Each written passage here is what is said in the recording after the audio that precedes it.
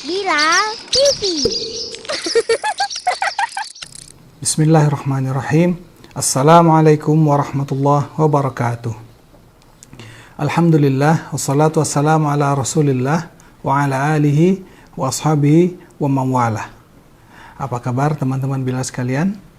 Semoga selalu berada dalam lindungan dan keberkahan dari Allah Subhanahu wa Ta'ala.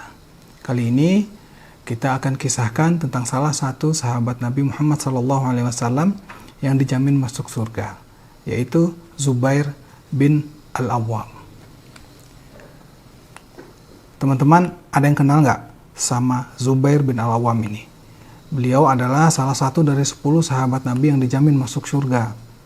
Nama aslinya adalah Az-Zubair bin Awwam bin Khuwailid bin Asad bin Abdul Uzza bin Qusay bin Kilab Al-Quraisy Al-Azdi Al-Maliki, disebut juga Abu Abdullah. Ayah Zubair adalah Awwam bin Khuwailid, saudara laki-laki dari ibunda Khadijah binti Khuwailid. Ibunya bernama Sofiyah binti Abdul Muttalib, bibi Nabi SAW. Artinya, Zubair bin Awwam radhiyallahu anhu berkerabat dekat dengan Rasulullah SAW. Az-Zubair adalah sepupu Nabi sekaligus merupakan keponakan dari istri Nabi, ibunda Khadijah. Ali, Zubair, Talhah, dan Sa'ad berumur sebaya. Mereka lahir pada tahun yang sama. Ayah Zubair wafat ketika Zubair masih kecil. Beliau selanjutnya diasuh oleh ibunya, Sofiyah. Zubair dikenal dengan didikan yang keras oleh ibundanya. Sofiyah berharap Zubair tumbuh sebagai pahlawan pemberani dan tangguh. Zubair masuk Islam pada usia 15 tahun. Keislaman Zubair menimbulkan kemarahan orang-orang di sekitarnya, yaitu kaum kafir Quraisy, terutama dari kalangan keluarganya. Ketika paman Zubair mengetahui keislaman Zubair, sang paman memasukkan tubuh Zubair ke dalam gulungan tikar. Mereka lalu menyalakan api di bawah gulungan tikar tersebut, sehingga asap tebal pun naik ke atas. Hal ini menyebabkan Zubair menjadi sesak nafasnya. Akan tetapi, Zubair tetap teguh dalam keimanannya. Sungguh, cahaya iman telah menerangi hatinya, sehingga dia pun tidak peduli lagi dengan berbagai penderitaan dan siksaan yang dihadapinya saat berjuang di jalan Allah. Maka suara keras pun terdengar dari mulut Zubair untuk membalas ajakan dari pamannya itu. Dia berkata, "Demi Allah, aku tidak akan kembali lagi kepada kekufuran untuk selama-lamanya." Zubair tetap kokoh menjaga imannya, sehingga siksaan dari orang-orang musyrik yang ditujukan kepadanya semakin hebat. Karenanya, ketika kaum muslimin berhijrah ke Habasyah, Zubair pun ikut berhijrah ke sana sebanyak 2 kali. Akan tetapi, dia tidak kuat berada jauh dari Rasulullah SAW. Kerinduannya kepada beliau semakin dalam. Maka Zubair pun kembali ke Makkah agar bisa merasakan beratnya penderitaan dan cobaan di Makkah bersama Rasulullah. Zubair kemudian berhijrah bersama kaum muslimin ke Madinah dengan tujuan agar dia dapat memulai perjuangannya di jalan Allah. Ketika kaum muslimin berjumlah 317 orang keluar menuju ke arah Badar untuk bertempur melawan kaum musyrikin dalam sebuah peperangan yang besar, jumlah kaum musyrikin pada saat itu adalah 1.000 orang. Sungguh, perjuangan yang sangat berat. Saat itu Zubair radhiyallahu anhu mengenakan mantel berwarna kuning. Rasulullah SAW memposisikan Zubair pada sayap kanan pasukan karena beliau telah mengetahui keberanian dan kekuatan Zubair. Namun, saat Nabi SAW melihat orang menyerupai Zubair, lalu beliau bersabda kepadanya, "Perangilah mereka, wahai Zubair." Orang itu menjawab, "Aku bukan Zubair." Akhirnya Rasulullah pun tahu bahwa orang itu merupakan salah satu dari malaikat yang diturunkan oleh Allah di dalam perang Badar dengan sosok Zubair radhiyallahu anhu. Begitulah keistimewaan Zubair. Di kesempatan lain, yaitu pada hari terjadinya perang Uhud, Zubair termasuk salah seorang yang tetap berada di sekeliling Rasulullah SAW. Saat itu, dia berusaha membela beliau dari serangan kaum musyrikin. Selanjutnya, setelah terjadinya perang Uhud, Zubair bersama Abu Bakar radhiyallahu anhu berjalan membuntuti pasukan kaum musyrikin dengan tujuan mengusir mereka. Kaum musyrikin pun merasa takut. Lalu mereka kembali ke Makkah ketika melihat Zubair, seorang pasukan berkuda yang terkenal di Makkah dan seorang tentara Islam. Tidak kalah menarik lagi, ketika perang Khandaq, kondisi kaum muslimin sangat berat, sampai-sampai setiap orang di antara mereka digambarkan tidak bisa buang hajat karena pengepungan yang dilakukan sangat ketat. Sehingga mereka sangat takut terbunuh. Kondisi semakin memburuk ketika kaum Yahudi Bani Quraidah mengingkari perjanjian mereka dengan Nabi Shallallahu Alaihi Wasallam. Lalu mereka membuka peluang lebar bagi kaum musyrikin untuk masuk ke Madinah. Karenanya Rasulullah Shallallahu Alaihi Wasallam berseru kepada kaum muslimin, siapa yang akan pergi ke Bani Quraidah dan memerangi mereka? Zubair menjawab, saya ya Rasulullah. Beliau kembali bertanya, siapa yang akan memerangi Bani Quraidah? Zubair kembali menjawab, saya. Lalu Rasulullah bersabda, inna likulli nabiyyin hawariyan wa hawariyya az-Zubair. Setiap nabi itu mempunyai seorang hawariyun atau pengikut setia. Dan pengikut setiaku adalah Zubair. Zubair keluar untuk memerangi Bani Quraidah. Saat itu, Zubair mengetahui bahwa ibunya Sofiyah telah membunuh seorang laki-laki Yahudi yang memata-matai kaum muslimin dari kalangan wanita. Demikianlah, sang anak dan ibu sama-sama berjuang untuk memberikan pengabdian kepada agama Allah. Setelah Rasulullah Shallallahu Alaihi Wasallam wafat, kekhalifahan dipimpin oleh Abu Bakar As-Siddiq radhiyallahu anhu, dan setelah itu diteruskan oleh Umar bin Khattab.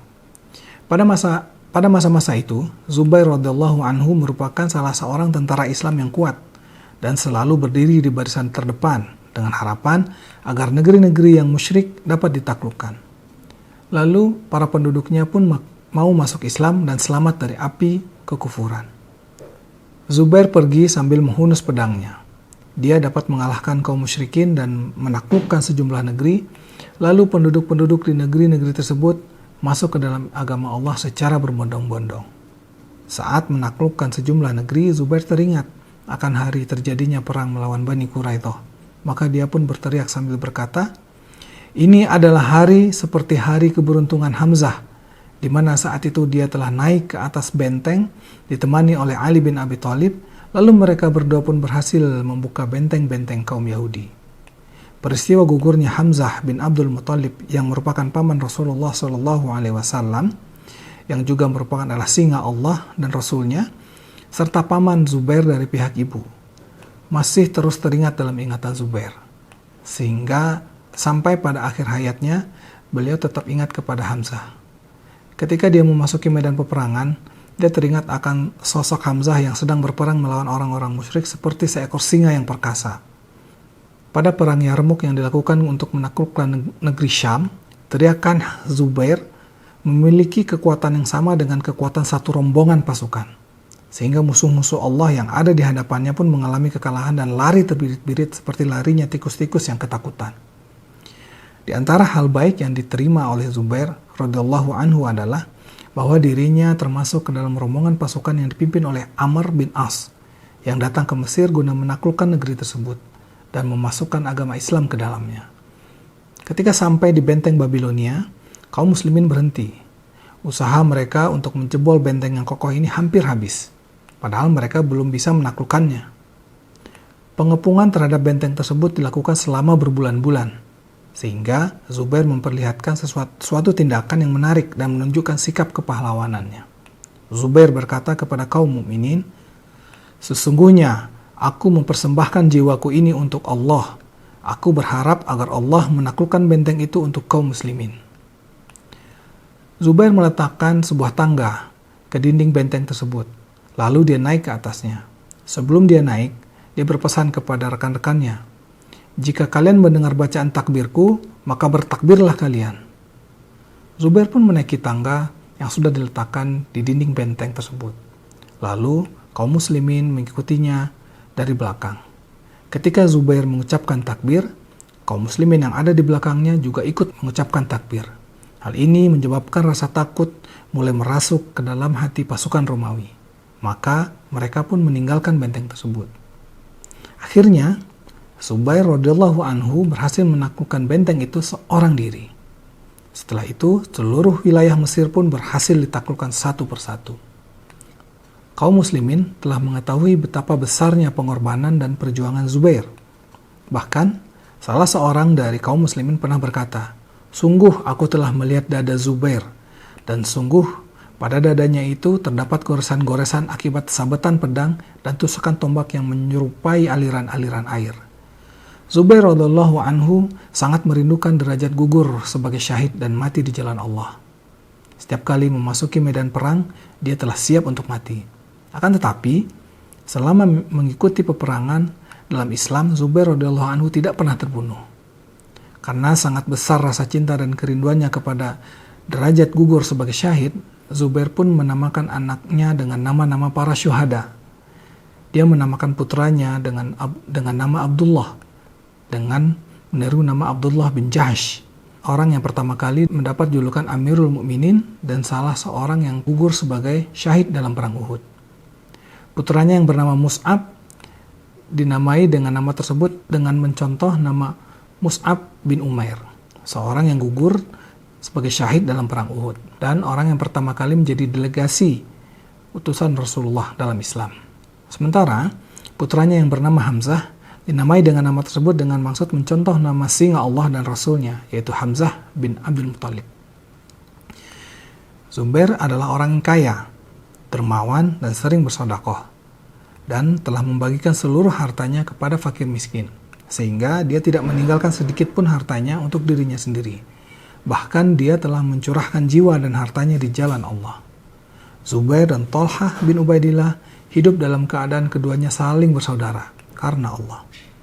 Hingga Nabi SAW pun bersabda, "Thalhah dan Zubair adalah dua tetanggaku di surga nanti." Zubair bin Awam radhiyallahu anhu wafat pada bulan Rabiul Awal tahun 36 Hijriah. Saat itu beliau berusia 66 atau 67 tahun. Ia dibunuh oleh seseorang yang bernama Amr bin Jurmuz. Kabar wafatnya Zubair membawa duka yang sangat mendalam bagi Amirul Mukminin Ali bin Abi Thalib saat itu.